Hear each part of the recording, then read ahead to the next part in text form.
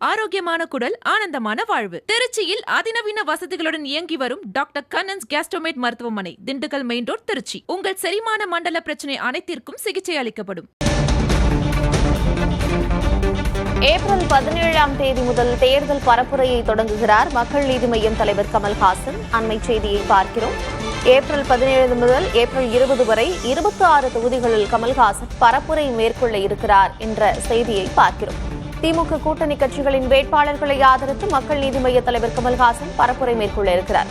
April 17, 18 Chennai, April 19 Kovai, Tiruppur, April 20 ஆகிய தேதிகளில் அவர் பரப்புரையை தொடங்குகிறார். ஏப்ரல் 17ஆம் தேதி முதல் தனது பரப்புரையை அவர் தொடங்க இருக்கிறார். அண்மை செய்தியை பார்க்கிறோம்.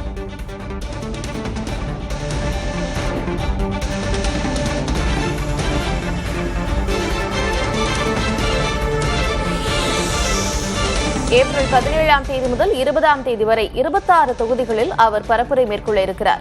திமுக கூட்டணி கட்சிகளின் வேட்பாளர்களை ஆதரித்து அவர் பரப்புரை மேற்கொள்ள இருக்கிறார்.